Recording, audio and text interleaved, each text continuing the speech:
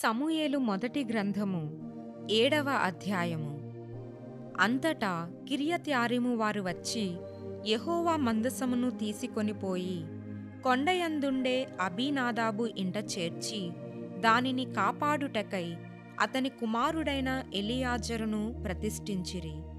మందసము కిర్యత్యారీములో నుండిన కాలము 20 సంవత్సరములాయెను.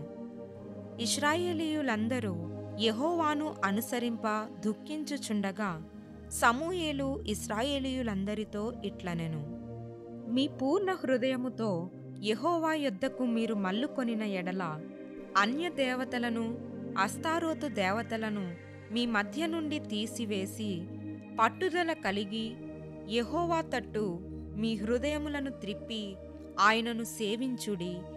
అప్పుడు ఆయన ఫిలిష్తీయుల చేతిలో నుండి మిమ్మును విడిపించును.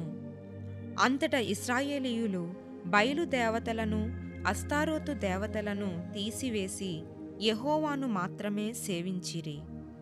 అంతటా సమూయేలు ఇశ్రాయేలీయులందరినీ మిస్పాకు పిలువనంపుడి. నేను మీ పక్షమున యెహోవాను ప్రార్థన చేతునని చెప్పగా వారు మిస్పాలో కూడుకొని నీళ్లు చేది యెహోవా సన్నిధిని కుమ్మరించి ఆ దినము ఉపవాసముండి యెహోవా దృష్టికి మేము పాపాత్ములమని ఒప్పుకొనిరి. మిస్పాలో సమూయేలు ఇశ్రాయేలీయులకు న్యాయము తీర్చుచూ వచ్చెను.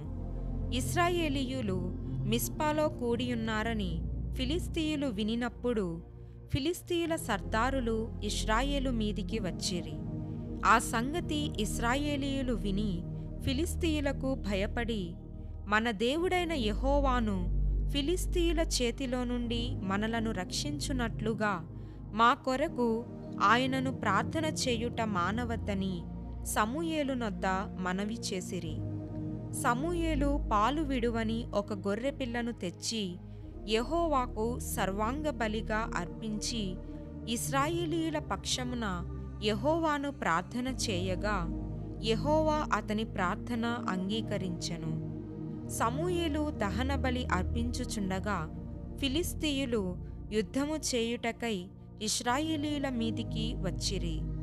అయితే యెహోవా ఆ దినమున ఫిలిష్తీయుల మీద మెండుగా ఉరుములు ఉరిమించి వారిని తారుమారు చేయగా వారు ఇశ్రాయేలీయుల చేత ఓడిపోయిరి. ఇశ్రాయేలీయులు మిస్పాలో నుండి బయలుదేరి బేత్కారు వరకు ఫిలిష్తీయులను తరిమి హతము చేసిరి.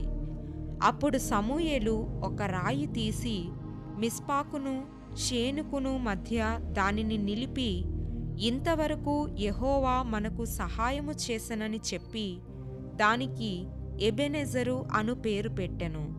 ఈలాగున ఫిలిష్తీయులు అనపబడిన వారై ఇశ్రాయేలు సరిహద్దులోనికి తిరిగి రాక ఆగిపోయిరి. సమూయేలు ఉండిన దినములన్నిటను యెహోవా హస్తము ఫిలిష్తీయులకు విరోధముగా ఉండెను.